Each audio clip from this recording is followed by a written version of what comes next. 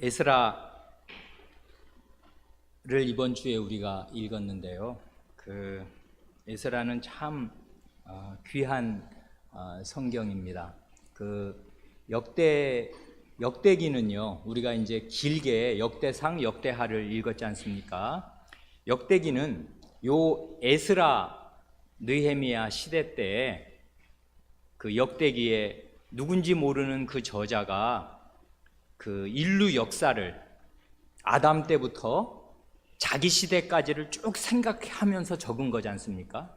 주로 이제 그 하나님의 백성의 역사를 적어 나갈 때 그 성전 건축에 누가 힘을 쏟았나를 생각하면서 유다, 베냐민 지파 그리고 레위 지파를 중심으로 그 지파들이 무슨 일을 했으며 그 이스라엘의 역대 왕들이 그 중요한 그 유다와 베냐민 지파의 지원을 받으면서 특별히 레위 지파에 속한 레위 사람들과 제사장들의 도움을 받아서 어떻게 성전 예배를 바르게 드렸나, 그럴 때 어떻게 나라가 잘 되고 그것이 무너지면 어떻게 나라가 잘못되나, 이런 관점으로 그 역대기를 쭉 기록하잖아요. 그러니까 그거는 이제 그 시대에서 성전을 재건해야 할 그 시대에서 먼 과거를 바라보면서 이제 그 관점으로 지금 역사를 적어 나간 게 역대상, 역대하라면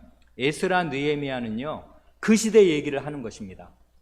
우리 시대에 이 성전을 재건해야 될 시대에 어떤 일이 있었나. 그러니까 요거는 두 개가 합해지면 역대상하와 에스라, 느헤미야, 에스더가 합해지면은 이게 바벨론 포로에서 돌아온 사람들이 어떤 상태와 어떤 믿음에 있었는가를 잘 알게 돼요. 그 사람들은 과거의 구약 역사를 어떤 눈으로 바라보았으며 그 시대에 있었던 문제들을 어떻게 해결했나 하는 것을 알게 됩니다. 그러니까 이거는요, 우리 한마음 개혁교회도 이제 2007년에 새로운 교회로 하나님께서 세워주시기를 바라면서 이제까지 이렇게 나와왔잖아요. 그러니까 어느 교회든지 하나님이 거하실 성전이 되기 위해서 거룩한 교회를 세워나가려고 하는 게 우리들의 할 일이고, 이게 말하자면 사명인데, 이런 교회를 세워야 한다, 하나님이 거하시는 거룩한 교회를 세워야 한다 하는 이 큰 사명을 어느 시대나 진단 말이에요. 그럴 때 이게 굉장히 참고할 만한, 그리고 지침이 되고 빛이 되는 아주 중요한 교훈들이 역대기 그리고 요 에스라, 느헤미야, 에스더에 담겨 있다, 그렇게 말할 수 있겠습니다. 그러니까 이걸 잘 읽으면 좋아요. 그리고 특별히 우리 시대에 내가 뭐 해야 되나, 이걸 잘 읽으면 알 수 있다, 그 말입니다. 이제 한번 보지요. 문제는 이렇게 드렸습니다. 하나님께서 성전 재건을 위해 쓰신 사람들이 누군가. 거기 보면 이제 1, 2, 3, 4 거기 구절들을 쭉 4가지 구절들을 잘 읽으면 모르지 않게 알 수 있게, 성경 숙제가 어렵다는 분들이 꽤 많이 있는 걸 제가 얘기를 여러 번 들었는데요. 그 말이 일리가 있습니다. 왜 어려운가? 자기 눈으로 성경을 읽었기 때문에 그렇습니다. 성경을 하나님의 말씀으로 읽지 않고 자기 생각대로 읽으니까 성경이 어려운 거예요. 뭔 말인지 모르지. 그런데 여기 주어진 여기 구절들 잘 읽어보고 그 문제를 잘 읽어보세요. 답이 안 떠오르나 알 수 있어요. 이거는 초등학교 아마 고학년 정도 되면 그냥 맨눈으로 요 문제와 요 보기를 잘 생각하며 읽으면 답을 자기 힘으로 쓸 수 있습니다. 그러니까 그렇게 성경을 읽어버릇 하세요. 그러면 이제 이렇게 목사와 한 10년을 읽으면 그 다음에는 목사의 도움을 이렇게 일일이 받지 않아도 자기 눈으로 하나님의 말씀을 읽게 될 것입니다. 자기가 읽는데 그게 다 자기한테 하나님의 말씀으로 들린다고요. 그러니까 그렇게 되기를 정말 바랍니다. 그게 바로 목사로부터 독립하는 교인이 되는 거예요. 목사는 그러라고 있는 거예요. 부모님이 자식을 기를 때 언제든지 너는 내 자식으로 있어라, 이렇게 해서 자식 기르는 부모 없잖아요. 언젠가는 나를 떠나서 너도 어른으로 독립해서 살아라 하느라고 자식을 열심히 그 희생적으로 기르는 거지 않습니까? 마찬가지로 그 목사가 열심히 하나님 말씀 가르치는 이유는 목사로부터 독립해서 자기 눈으로 성경을 읽을 수 있는 사람들, 그런 사람들을 만들려고 하는 것입니다. 그런데 어려서부터 이런 훈련을 제대로 받지 않으면요, 40년 교회 다녀도 성경 자기 눈으로 못 읽습니다. 내나 자기한테 필요한 말들만 골라내는 용도로만 사용하지 성경을 하나님의 말씀으로 읽지 못해요. 그러니까요, 이런 기회를 놓치지 말고 요 문제를 어렵다고 생각하지 말고 문제와 요 성경 구절을 잘 읽어보십시오. 답이 있어요, 거기에. 이런 식으로 성경을 계속 읽어 나가는 것입니다. 그러면 나중에 그게 체득이 돼요. 이거는 강의로 되는 게 전혀 아니에요. 자기가 자기 눈으로 읽는데 이게 무슨 수로 운전을 뭐 강의 들으면 운전할 수 있어요? 해봐야 되잖아요. 성경을 이렇게 읽어버릇 해야 됩니다. 이렇게 그 몇 년을 읽으면 나중에는 성경이 보인다 이렇게 될 것입니다. 그렇게 되기를 바랍니다. 그러니까 성전을 다시 짓는다는 거, 이것만큼 이스라엘에 중요한 건 없는 거죠. 왜냐하면 이건 결국 하나님을 모시는 거예요. 그 구약시대 성전하고 지금 이 예배당하고는 완전히 다른 것입니다. 구약시대에는 그 성전이 있어야 그 하나님의 집에 하나님이 거기 계시고 그래야 이제 하나님을 모신 백성이 되는 거니까요. 구약시대에 성전이 없다 그러면은 하나님의 백성이라고 말해봐야 소용이 없게 되는 것입니다. 성전은 굉장히 중요해요. 그래서 구약시대 때 성전을 짓는다는 것은 이건 신앙을 고백하는 것이고 하나님을 우리 가운데 모시는 것이고 하나님의 백성으로 사는 유일한 길입니다. 근데 지금은 성전이 무너졌어요. 이제 바벨론이 와서 다 싹 무너뜨리고 성전에 있는 기물들, 거기 왜 금그릇 이런 좋은 그릇들, 하나님께 바칠 그런 그릇들 다 있잖아요. 그런 거 싹 다 가져가 버렸단 말이에요. 다 무너뜨렸어요. 성전을 불탔습니다. 성전이.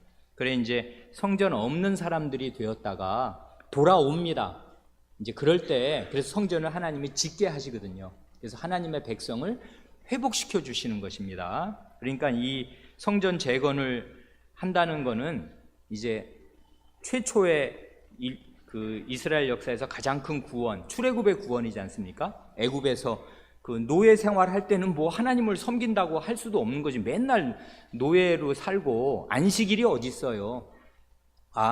이제 6일 일했으니까 빨간 날이니까 쉬어라. 바로가 그렇게 해주나요? 어림도 없습니다. 1년 365일 그 힘든 노동에 그 동원될 뿐입니다. 예배 못 드려요.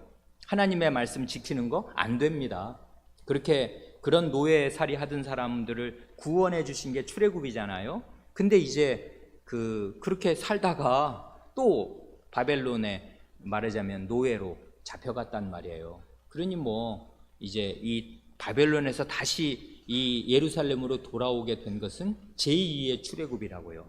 여기서는 그러니까 이제는 그 무너졌던 성전을 다시 짓고 하나님을 모시는 하나님의 백성으로 이제 살아야 됩니다. 그러니까 이 일은 굉장히 중요한 일이 되고 이스라엘 역사에서 아주 그 길일 만한 일이 됩니다. 그런데 그때 이 중요한 일을 위해서 하나님이 일하십니다. 하나님께서 누구를 쓰시냐면 이러한 사람들을 쓰십니다. 반면에 원수들이 있어요.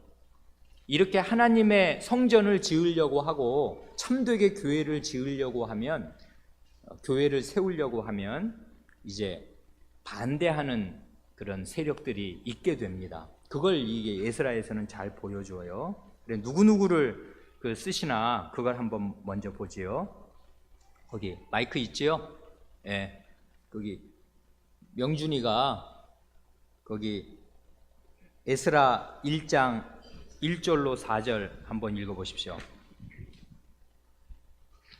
바사왕 고레스 원년에 여호와께서 예레미야의 입으로 하신 말씀을 응하게 하시려고 바사왕 고레스의 마음을 감동시키심에 저가 온 나라에 공포도 하고 조서도 내려 가로되 바사왕 고레스는 말하노니 하늘의 신 여호와께서 세상 만국으로 내게 주셨고 나를 명하사 유다 예루살렘에 전을 건축하라 하셨나니 이스라엘의 하나님은 참 신이시라. 너희 중에 무릇 그 백성 된 자는 다 유다 예루살렘으로 올라가서 거기 있는 여호와의 전을 건축하라.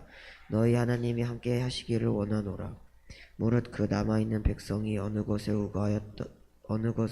우거하였든지 그곳 사람들이 마땅히 은과 금과 기타 물건과 짐승으로 도와주고 그 외에도 예루살렘 하나님의 전을 위하여 예물을 즐거이 드릴지니라 하였더라. 예, 거기 보시면 그 바사 왕, 바사는 페르시아를 바사라고 하잖아요. 그러니까 페르시아 그 왕국이 이제 섰습니다. 바벨론을 무너뜨리고요.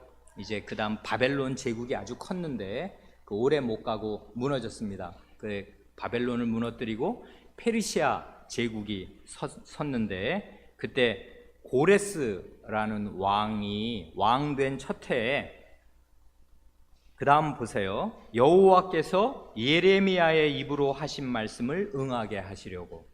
이건 결국 하나님의 말씀을 이루시려고 이런 뜻입니다. 주어가 하나님이에요. 여호와 하나님께서 이제 여호와 하나님의 말씀을 예레미야 예언자에게 주셨습니다. 70년 뒤에는 너희가 돌아오리라 이런 말씀을 주셨거든요.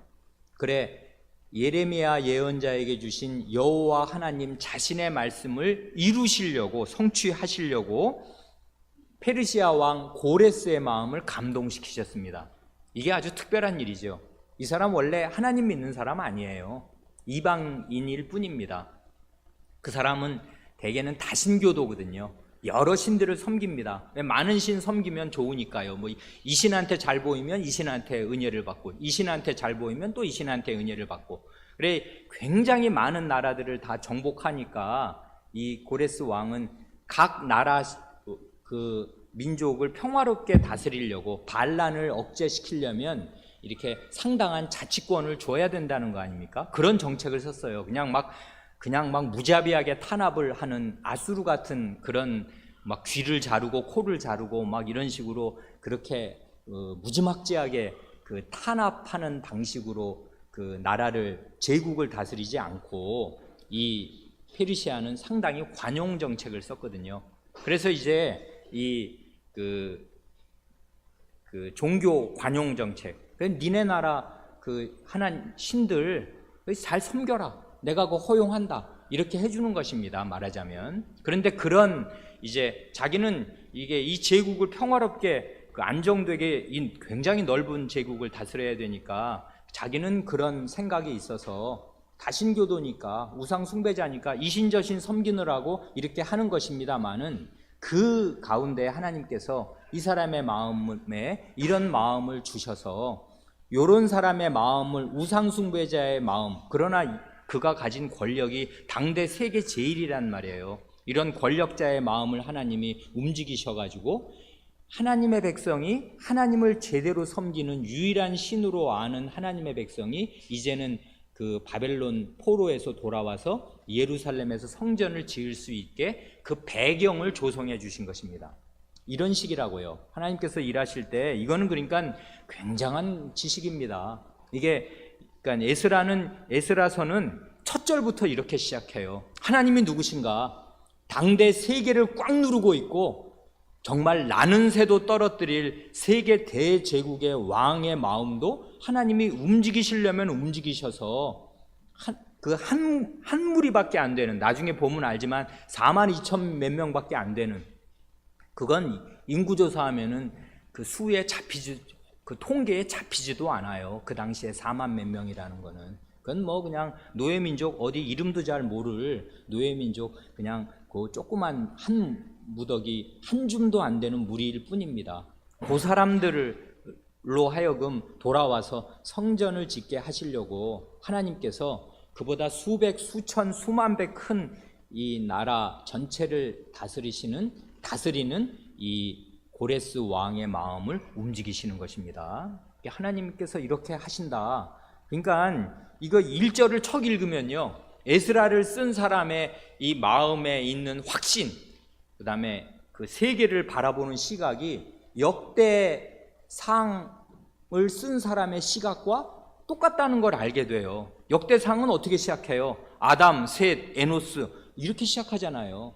이 포로민이 돌아와서 인류 역사를 쫙 바라볼 때 아담서부터 전 세계 역사가 어디를 중심으로 흐르나, 아니 성전을 지으려는 우리를 중심으로 흐르는 거지 하는 의식을 딱 갖거든요. 그러니까 그런 의식과 똑같습니다. 그러니까 이게 포로민의 이런 쪼그라든 우리가 뭐 아무것도 아니지 이런 의식 아니에요. 하나님께서 우리를 위해서 우리가 하는 이 일을 힘있게 하시려고 이 당대 세계를 꽉 잡고 있는, 요즘 같으면 뭐 예를 들면 트럼프 미국 대통령이 이만한 인물 되겠습니까? 못 돼요. 미국이 지금 세계 전체를 지배하는 그런 나라도 아니지 않습니까? 그런데 그런 그 큰 권세를 가진 그 왕이라도 하나님이 뜻대로 움직이신다 하는 이런 큰 믿음과 사실을 여기에 기록합니다. 그래서 이제 이 고레스 왕의 마음을 하나님께서 움직이셔서 이제 그 귀한 영을 내립니다. 너희 포로들 돌아가라. 그리고 너 돌아갈 때는 여기 많은 지원을 받을 수 있도록 하나님의 예루살렘에 있는 하나님의 전을 위해서 예물을 드리도록, 그래서 이제 그 은과 금과 물건과 짐승들을 이 도움을 받도록 그렇게 왕이 첫 명령을 내려줍니다. 그래서 이렇게 이제 배경을 마련해 주셨어요. 그리고 거기 맨 마지막에 그 나중에 이제 6장을 보면 똑같은 일이 일어나지 않습니까? 이건 나중에 6장이니까 이제 한참 뒤의 얘기인데, 말하자면 유형은 같아요. 이 고레스 왕의 마음을 움직이신 하나님께서 나중에 이 성전 짓는 게 한 20년 이상 지연되거든요. 이게 하나님이 이렇게 한번 은혜를 주시면 뭐 일이 척척척 되냐 하면 잘 안 돼요. 어렵습니다. 그럴 때 다시 하나님께서 이 다리오 왕의 마음을 또 이런 방식으로 고레스 왕의 마음을 움직이셨듯이 다리오 왕의 마음을 움직이셔서 성전 건축이 이루어질 수 있게 도우십니다. 이렇게 당대 세계 최고 권력자들의 마음을 하나님께서 움직이신다 하는 걸 우리가 봅니다. 그 가운데 있는 그 2번, 3번이 이제 중요하겠는데요. 그 2번 그는 그 1장 5절 6절 그리고 2장 64절 65절 잘 읽어봐라 그랬지 않습니까? 그 밑에 뒤에 마이크 주고 우리 하겸이가 한번 읽어볼까요? 거기 1장 5절 6절 한번 읽어보십시오. 이에 유다와 베냐민 족장들과 제사장들과 레위 사람들과 무릇 그 마음이 하나님께 감동을 받고 올라가서 예루살렘 여호와의 전을 건축고자 하는 자가 다 일어나니 그 사면 사람들이 은그릇과 황금과 기타 물건과 짐승과 보물로 돕고 그 외에도 예물을 즐거이 드렸더라. 예, 그래가지고 쭉 넘어가서 우리 하겸이가 2장 그 뒷부분에 64절 65절 한번 읽어보십시오. 온 회중의 합계가 42,360명이요 그 외에 노비가 7,337명이요 노래하는 남녀가 200명이요. 예, 잘 읽었습니다. 거기 보면 이제 드디어 중요한 인물들이 나오죠. 하나님의 백성들, 이제 포로로 그동안 몇십 년 그 노예로 그 우상에게 절한 그 더러운 음식을 굴욕적으로 먹으면서 안식일도 지킬 수 없고 하나님의 율법대로 살 수도 없었던 그런 노예의 삶을 살았던, 하나님의 백성이나 하나님의 백성으로 살 수가 없었던 그런 데서 이제 건짐을 받아서 이제 하나님을 모시고 이 땅에서 하나님의 백성으로 살기를 바라는 그런 사람들이 옵니다. 근데 똑같이 그 마음에 하나님의 감동을 받습니다. 하나님께서 그 사람들의 마음에 믿음을 주시고 이제 돌아갈 마음을 주신다고요. 이건 쉬운 일 아닙니다. 그 미국에 한 이민 가서 그 30년 살던 사람이 그 우리 한국에 다시 돌아와서 살기가 쉬운가요? 이미 미국 생활에 젖었어요. 그렇지 않습니까? 편리한 거 많은데 여기 오면은 이게 원래는 고국인데 이게 남의 나라랑 비슷한 거예요. 30년 어디 가서 살면, 정부 치고 살면요, 그 새로운 땅으로 돌아가기 어렵습니다. 일본에 우리 일제시대 때 끌려가서 일본에서 거기서 결혼하고 자식 낳고 살다가 갑자기 한국에 오면, 한국에 여기에 무슨 자기 땅이 있어요, 재산이 있어요, 집이 있어요. 새로 시작해야 되는데 그러는 일 대단히 어려운 일입니다. 이건 지금 잡혀간 지 50년이 지난 때라고요. 어렵습니다. 50년 지나면 자식들은 그 말도 잘 안 통해요.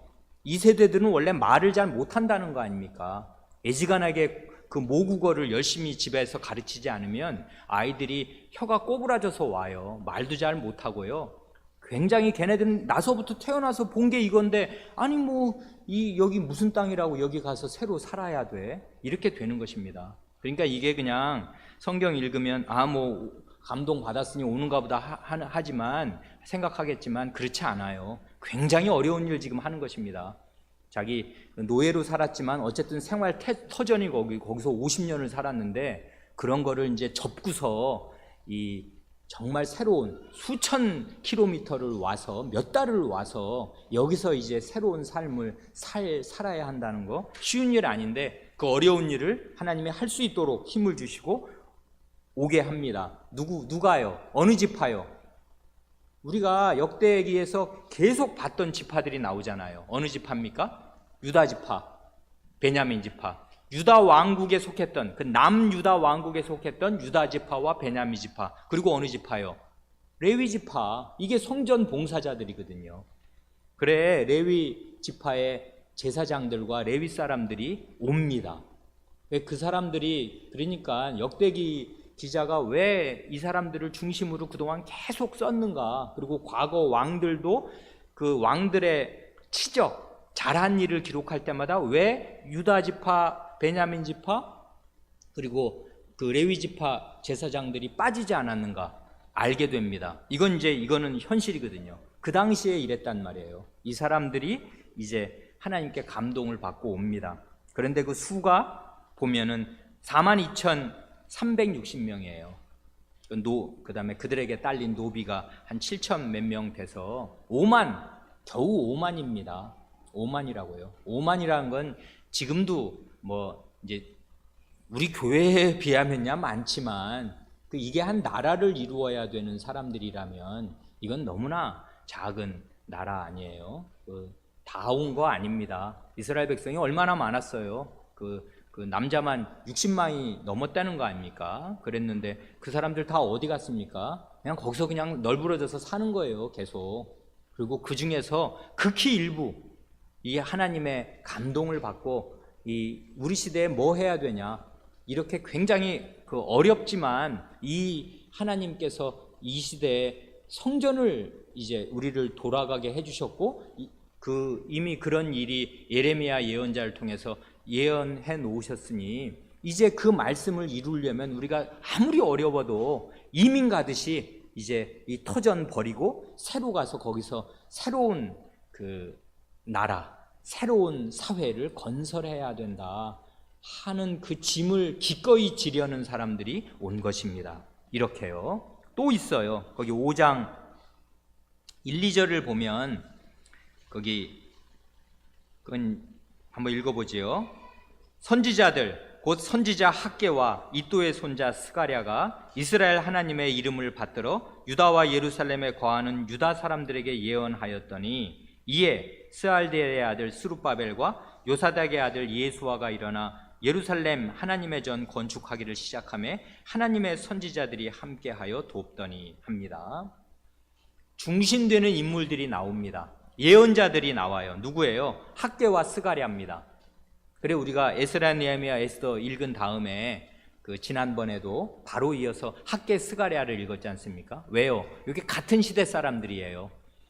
이 학개와 스가랴가 그 시대에 하나님의 말씀을 받아서 이 예루살렘으로 돌아온 사람들에게 하나님의 말씀을 전합니다. 나중에 학개, 스가랴를 보면 알지만 거기 책망이 가득해요.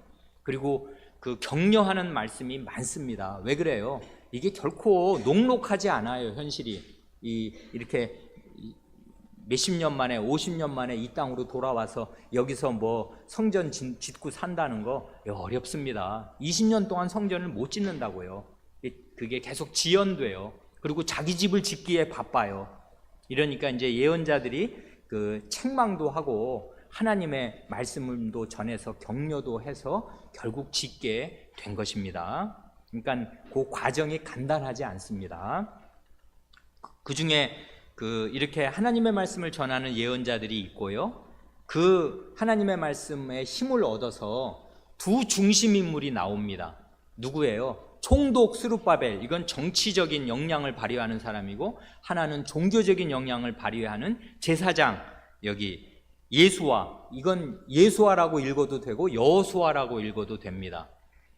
이 제사장 여호수아와 이 총독 스룹바벨, 그래서 나중에 이 성전 이름이요, 스룹바벨 이름을 따서 스룹바벨 성전이라고 불리기도 합니다. 역사에서요. 그러니까 맨 처음 성전, 그 주전 900 몇십 년에 지어진 성전은 솔로몬 왕이 지었지 않습니까? 주로는. 그래 이제 솔로몬 성전이라고 불린다면 그거보다 이제 몇백 년 뒤로 내려와서 요때 지은 성전은 스룹바벨이, 그때는 왕이 이미 무너져서 왕이 없던 시대거든요. 총독이었습니다.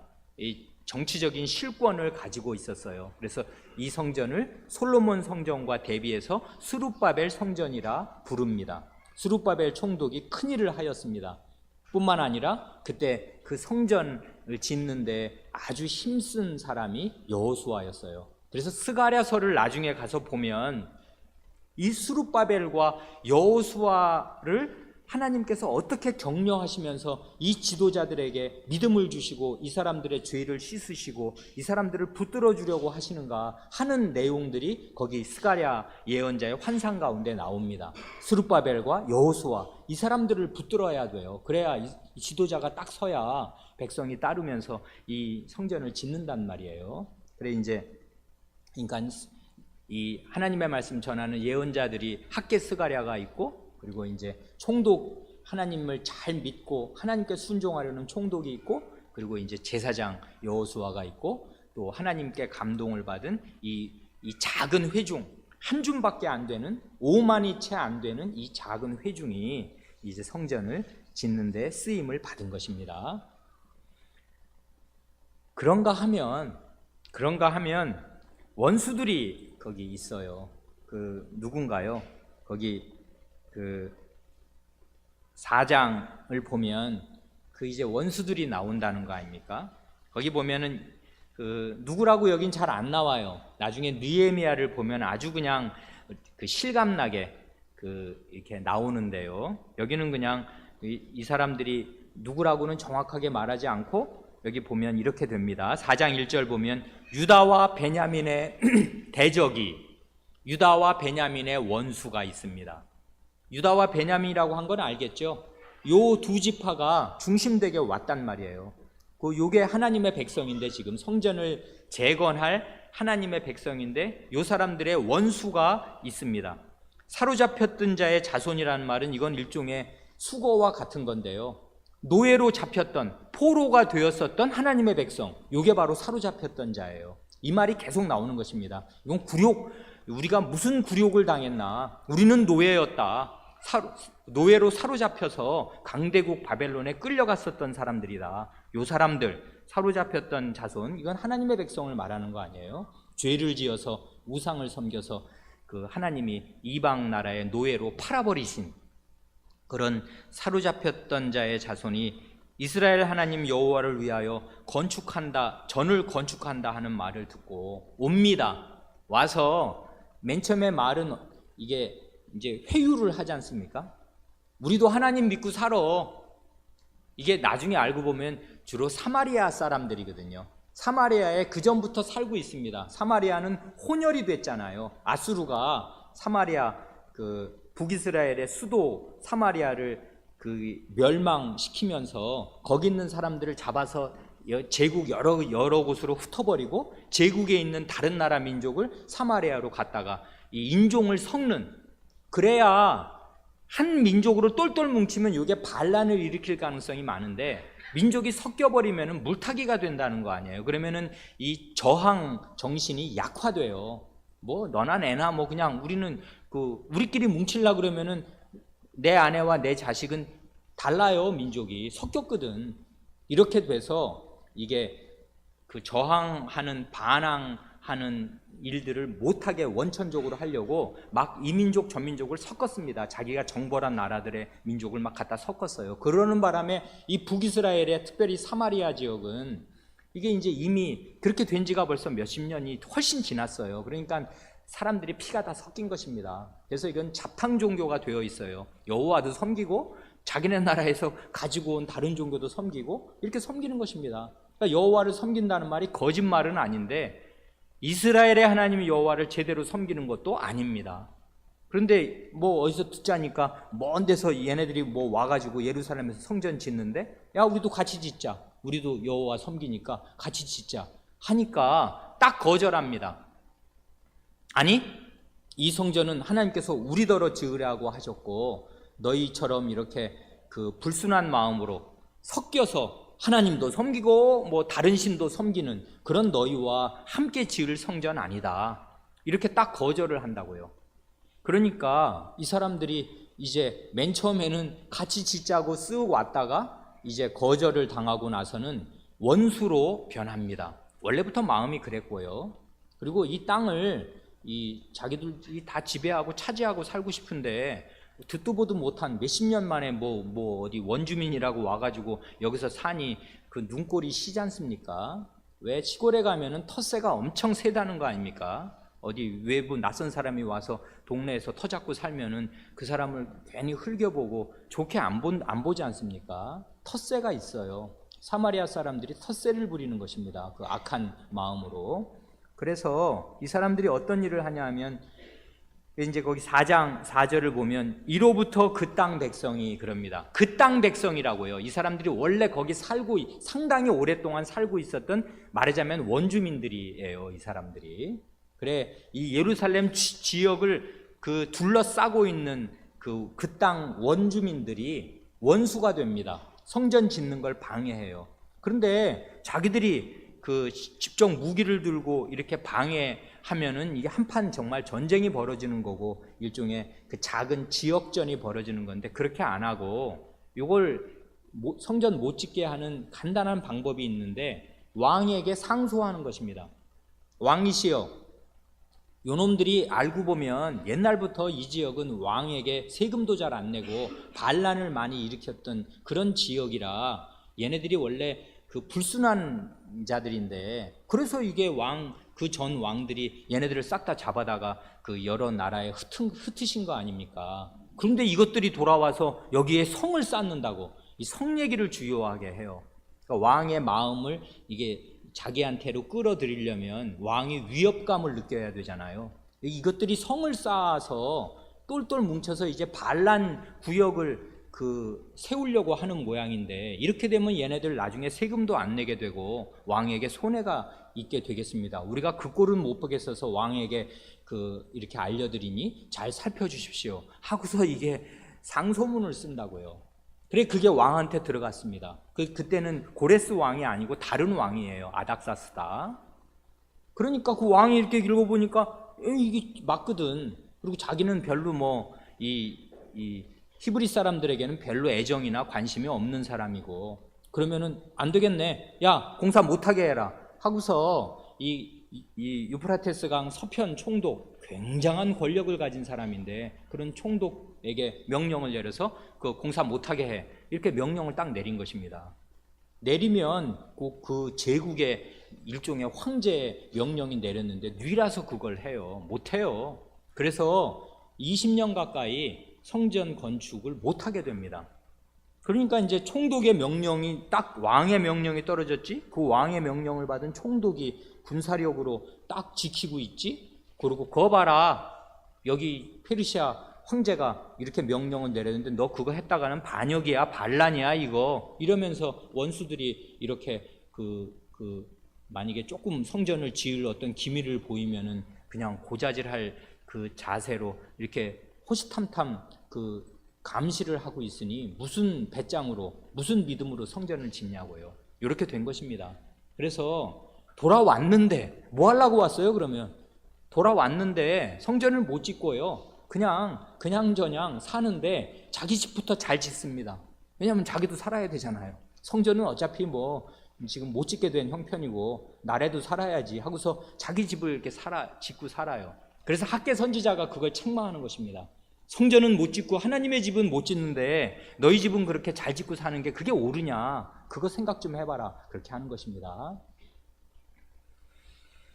예, 이런 이제 일들이 있었고요. 이제 그런데 나중에 가면요, 어떻게 되냐면 여기서 살아야 되겠는데 이 예루살렘으로 돌아왔지 않습니까? 하나님의 감동을 받고 예루살렘에 돌아왔는데 살기가 힘드네. 그런데 이 원주민들의 세력이 막강하네. 그러니까 이 사람들이, 이스라엘 백성들이 나중에 어떻게 하냐면요, 제일 좋은 거는 예나 지금이나 혼인 정책입니다. 그 사람들의 딸을 내 며느리로 삼고 혹은 내 아들을 그 집에 주고 그 집의 아들한테 우리 딸을 시집 보내면요, 우리 집을 함부로 안 하고요, 우리 집이랑 잘 지내게 됩니다. 그래서 유력한 사람들이 머리가 잘 돌아가지 않습니까? 유력한 사람들, 그런 사람들은 이제 지도자가 될 만한 사람들이니까 사회 물정을 잘 아는 사람들인데, 이스라엘에서 돌아온 이 족장들, 그 백성의 지도자급 되는 사람들이 살 길을 찾습니다. 어떻게 해요? 9장 1, 2절을 보면 바로 그거지 않습니까? 이스라엘 백성과 제사장들과 레위 사람들이 큰일 난 거죠. 이스라엘 백성뿐 아니라 제사장과 레위 사람들이 이 땅 백성과 떠나지 않고 그 땅에 있는, 이건 사실은 성전 짓는데 방해가 되는 원수들 아니에요. 이 사람들과 결혼을 합니다. 자기 아들, 자기 딸을 결혼을 시켜서 이 지역 사회의 그 유력한 사람들하고 연혼 정책을 편다고요. 그렇게 되면은 이 살기가 훨씬 수월하거든요. 그 사람들의 도움을 엄청 받을 수 있고요. 그 사람들은 이미 터 잡고 살고 있는 사람들입니다. 그래, 다 이게 먹고 살려고 하는 거예요. 사람은 다 이렇게 되는 것입니다. 별거 없어요. 하나님의 감동을 받고 여기 예루살렘에 오면은 믿음대로 끝까지 사라집니까? 안 돼요. 아니 뭐냐면 성전은 못 지어. 어차피 아닥사스다 왕이 그 칙령을 내렸는데 그거 거절했다가는, 그거 거부했다가는 그냥 바로 모가지 달아나는 것입니다. 성전은 못 지어요. 그러니 어떻게 살아야 되겠는데 성전은 어차피 못 지을 거고 여기는 돌아왔고 다시 돌아갈 수는 없고, 그러니까 여기 사람들하고 이제 평화롭게 잘 지내려면 어떻게 해야 되냐? 요거다. 결혼시키는 거지. 그래서 결혼하고 산 것입니다. 그래, 이제 그런 거를 회개하는 기도가 9장에 쭉 나옵니다. 그래, 이제 우리가 시간이 가서 이걸 자세히 살피면 좋은데 살필 시간이 없고, 여기 에스라가 이제 이 일을 가지고 회개하거든요. 이 회개할 때 이 사람의 기도, 이게 9장 3절서부터 쭉 나오는 에스라의 기도가 성경에 기록된 굉장히 긴 기도이고요. 이 기도문이 정말 우리가 두고두고 새기면 좋을 너무나 좋은 기도문입니다. 이거 주일이니까 오늘 같은 날 점심 드시고 혹은 저녁 드시고 이거 한번 식구들하고 혹은 혼자서라도 잘 한번 읽어보십시오. 정말 좋은 기도문인데요. 이 기도문에서 뭘 배우셨는가 이제 한번 적어보시라 그랬는데 잘 이제 적으신 거 제가 보겠습니다만은, 한 가지 여기서 빼놓지 않을 한 가지 점은 뭐냐면, 에스라가요, 이 죄를 우리의 죄로 얘기하는 것입니다. 나의 죄로, 우리의 죄로. 자기와 백성을 분리시키지 않아요. 에스라는 그런 짓을 했나요? 안 했나요? 안 하지요. 이 사람은 거룩하게 살려는 올바른 정신을 가지고 있는 사람인데, 이미 여기 와보니, 이건 이 사람은 나중에 합류했거든요. 와보니 백성이 이러고 살아요. 백성의 지도자들이 이러고 살아요. 끝난 것입니다. 그러면 이거 어떻게 하면 좋아요? 그럴 때 이게 하나님의 백성의 타락, 하나님의 백성의 배신, 배교, 이것을 나의 죄로 여기는 것입니다. 그래서 여기 보면 전부 우리가 우리의 죄를 이렇게 고백해요. 자기들의 조상의 죄까지를 다 포함해서 조상들의 죄와 이 시대에 벌어지고 있는 우리의 이 불신과 이 하나님께 대한 반역, 이것 때문에 쫓겨났는데, 쫓겨난 사람 돌아오게 해줬는데 또 이러고 살면 이건 완전히 가망 없는 거 아닙니까? 우리가 지금 이런 상태에 떨어졌으니까 하나님 앞에는 얼굴이 뜨뜻하고 아무 할 말씀이 없습니다. 어떻게 하면 좋습니까? 하고 그냥 울고 회개하는 것입니다. 근데 그걸 우리라고 자기 죄로 알고서 우리의 죄다, 저 사람들이 나쁘니 저 사람들을 회개시켜 주십시오, 이렇게 기도하는 게 아니라고요. 이건 내 죄다, 우리의 죄지 하고서 그런 마음을 품습니다. 그래, 이렇게 제정신 차린 사람들이 있었어요. 그래서 이제 제대로 회개를 하게 됩니다. 제대로 회개한 결과로는 끔찍한 일이 일어나는데요. 이방 여자랑 결혼한 사람들 아내와 자식들을 돌려보낸다고요. 말하자면 강제 별거를 하는 것입니다. 이런 굉장한 일을 단행을 합니다. 얼마나 그게 뼈 아픈 일이 되겠습니까? 그게 쉬운 일이겠습니까? 이런 진통을 겪는 거예요. 이 새 성전을 짓기 전에. 교회를 세울 때도 마찬가지입니다. 이게 이렇게 따로 모여서 이렇게 예배당 짓고 있으면 교회 됩니까? 안 돼요. 우리 안에 죄가 얼마나 많은지 몰라요. 이런 죄를 우리의 죄로 알고 함께 회개하는 이 진통을 겪으면서 거룩한 교회를 세워나가는 것입니다. 여기까지만 하겠습니다. 기도하겠습니다.